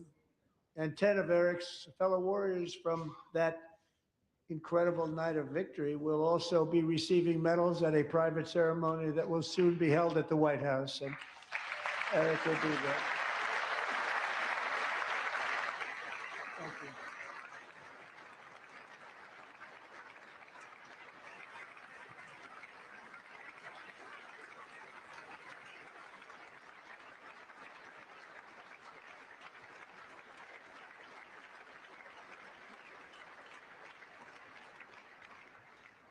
Thank you, Eric. That's a big one. Tonight, we've celebrated many truly extraordinary American patriots, but there is one last living legend to honor before we go. He is one more heroic American aviator, Navy fighter pilot. Royce Williams served in World War II, Korea, Vietnam, flying more than 220 missions. In the skies over Korea in 1952, Royce was in the dogfight of a lifetime, legendary dogfight. Flying through blizzard conditions, his squadron was ambushed by 7 Soviet fighter planes. It was his first aerial combat of the war, and despite being massively outnumbered and outgunned, Royce led the takedown of 4 enemy jets and almost destroyed the others, vanquishing his adversaries while taking 263 bullets to his own plane and being seriously hurt. His story was secret for over 50 years. He didn't even want to tell his wife, but the legend grew and grew. But tonight, at 100 years old, this brave Navy captain is finally getting the recognition he deserves. He was a legend long before this evening. Royce, please stand up, and I will ask the First Lady of the United States to present Captain Royce Williams with his Congressional Medal of Honor.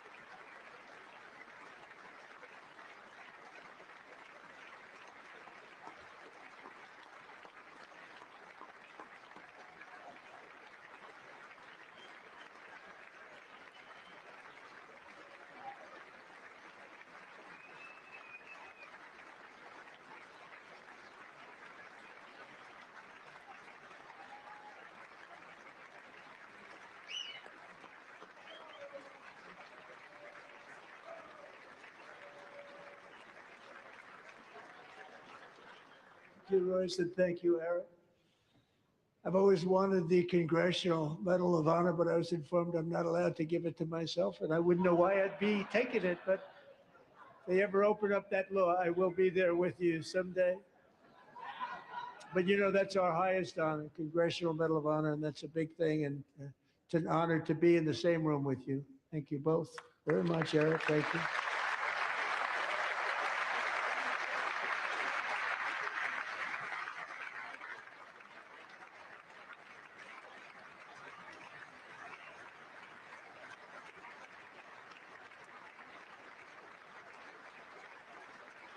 Thank you. 250 years is a long time in the life of a nation, but in another sense, it's really a mere moment in the eye of history. Two of the gentlemen we met in the gallery this evening took their first breaths 1 century ago, 100 years before that, on July 4th, 1826, the author of the Declaration of Independence, brilliant, Thomas Jefferson, drew his last breath. Just a single long human lifespan separates the giants who declared and won our independence from the heroes who stand among us tonight. Everything our nation has done, everything we have achieved, has been the work of those few great lifetimes. In those brief chapters, Americans built this nation from 13 humble colonies into the pinnacle of human civilization and human freedom, the strongest, wealthiest, most powerful, most successful nation in all of history. Americans ventured out across the daunting and dangerous continent. We carved paths through an unforgiving wilderness, settled a boundless frontier, and tamed the beautiful but very, very dangerous Wild West. From empty marshes and wide open plains, we raised up the world's greatest cities. Together, we mastered the world's mightiest industries, and shattered history's monstrous tyrannies, and we liberated millions from the chains of fascism, communism, oppression, and terror. Americans lifted humanity into the skies on the wings of aluminum and steel, and then we launched mankind into the stars on rockets powered by sheer American will and unyielding American pride. We wired the globe with our ingenuity. We captivated the planet with American culture. And now we are pioneering the next great American breakthroughs that will change the entire world. All of this and so much more is the enduring legacy, unmatched glory of the hardworking patriots who built and defended this country and who still carry the hopes and freedoms on all of humanity's backs. For years, they were forgotten, betrayed, and cast aside. But that great betrayal is over, and they will never be forgotten again. Because when the world needs courage, daring, vision, and inspiration, it is still turning to America. And when God needs a nation to work his miracles, he knows exactly who to ask. There is no challenge Americans cannot overcome, no frontier too vast for us to conquer, no dream too bold for us to chase, no horizon too distant for us to claim. For our destiny is written by the hand of providence, and these first 250 years were just the beginning. From the rugged border towns of Texas to the heartland villages of Michigan, from the sun-kissed shores of Florida to the endless fields of the Dakotas, and from the historic streets of Philadelphia to right here in our nation's capital, Washington, D.C., the golden age of America is upon us. The revolution that began in 1776 has not ended. It still continues because the flame of liberty and independence still burns in the heart of every American patriot. And our future will be bigger, better, brighter, bolder, and more glorious than ever before. Thank you, God bless you, and God bless America.